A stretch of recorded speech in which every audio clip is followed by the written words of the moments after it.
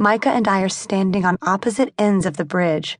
Rain beats down violently from the dark sky, and the wind kicks up debris between us. Micha extends his hand, and I walk toward him, but he slips away from me until he lands up on the railing of the bridge. He teeters in the wind, and I want to save him, but my feet won't budge. A gust of wind slams into him, and he falls backward, vanishing into the darkness. I wake up screaming and full of guilt.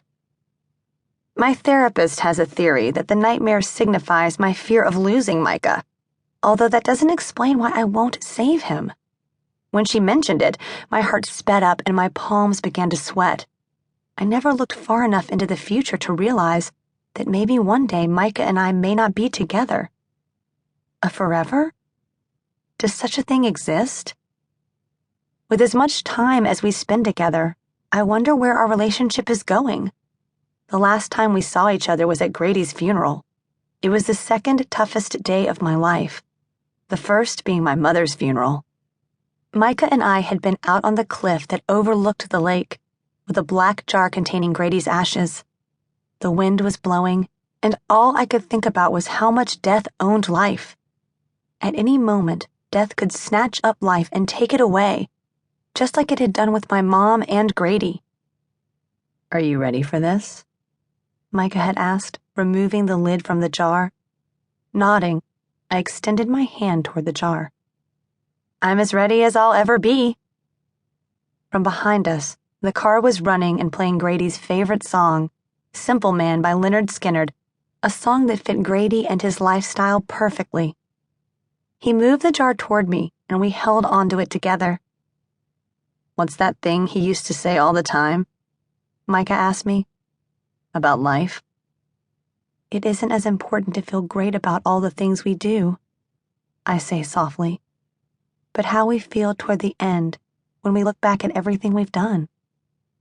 Tears streamed from my eyes as we tipped the jar sideways and spilled the ashes off the cliff. As we watched them float down to the lake, Micha wrapped his arm around me and took a shot of tequila.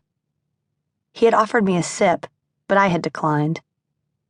My insides shook as pain rushed through me, but I quickly repressed it. Though sunlight sparkled down on us, there was a chill in the air as I observed the lake that seemed to hold everything. It was connected to so many deep, painful memories of my past with my mom and myself. "Earth to Ella!" Lila waves her hand in front of my face, and I flinch. "You seriously space off more than anyone else I know. Class cut out like 5 minutes ago. What the heck is that drawing of? It's creepy." Drawn back to the present, my gaze sweeps across the empty desks in the classroom and then falls on the pen in my hand. The tip pressed to a sketch of my face. Only my eyes are black, and my skin looks like dry, cracked dirt. "It's nothing." I stuff the drawing into my bag and grab my books. Sometimes I lose track of time, and it's unsettling, because so did my mother. "It's just a doodle I was messing around with during Professor Mackman's boring lecture."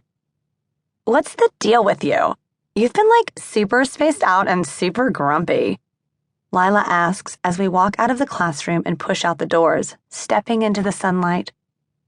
I adjust my bag on my shoulder and pull my sunglasses down over my eyes.